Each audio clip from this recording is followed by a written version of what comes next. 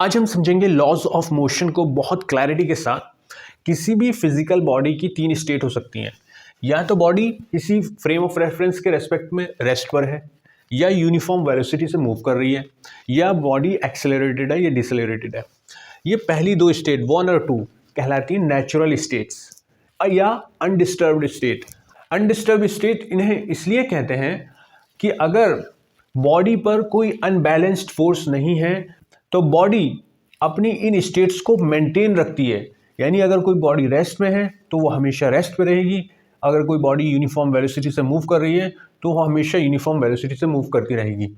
First law of motion क्या कहता है कि अगर कोई बॉडी अपनी नेचुरल स्टेट में है या अनडिस्टर्ब्ड स्टेट में है, यानी उस पर कोई अनबैलेंस्ड फोर्स नहीं लग रहा है, तो वो बॉडी अपनी स्टेट्स को मेंटेन रखेगी। यानी वो चाहेगी या तो वो रेस्ट में रहे या यूनिफॉर्म वेलोसिटी से मूव करती रहे। यानी no unbalanced force, no acceleration. First law of motion सिर्फ ये कहता है no unbalanced force, no acceleration.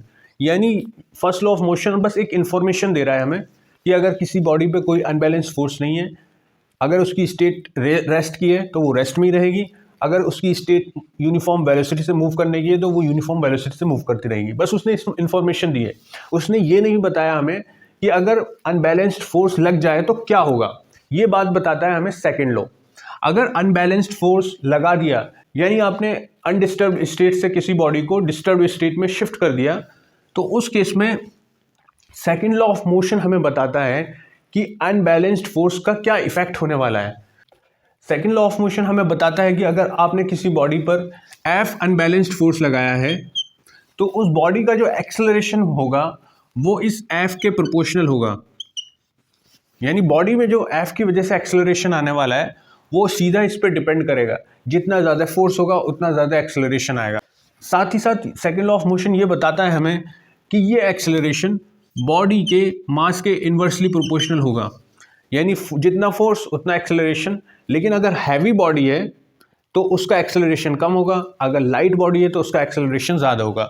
अब इन दोनों को कंबाइन कर देते हैं तो हमें फॉर्म मिलती है F बराबर ma, जहाँ F क्या है, अनबैलेंस्ड फोर्स है, A उसकी वजह से होने वाला एक्सेलरेशन है, M बॉडी का मास है।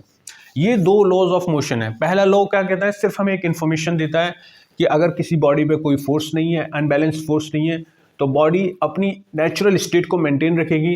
नेचुरल स्टेट दो होती हैं, या तो बॉडी रेस्ट में है या यूनिफॉर्म वेलोसिटी से मूव कर रही है। इसने तो बात यहीं ख़त्म कर दी फर्स्ट लॉ ने, कोई फोर्स नहीं, कोई एक्सेलरेशन नहीं। लेकिन ये नहीं कह रहा कि अगर फोर्स लग जाए तो क्या होगा, वो सारी स्टोरी बताता है सेकेंड लॉ में। थर्ड लॉ ऑफ मोशन सब जानते हैं कि अगर दो बॉडीज़ हैं, मान लीजिए कि एक किताब रखी है किसी टेबल के ऊपर, तो ये किताब कितना फोर्स लगा रही है इस टेबल पे, अपने वेट के बराबर। यानी इसका वेट कितना होगा mg, उसके बराबर ये फोर्स लगा रही होगी टेबल के ऊपर। तो इतना ही mg के बराबर ही टेबल इस पर फोर्स लगा रही होगी, जिसे हम बोलते हैं रिएक्शन, नॉर्मल रिएक्शन।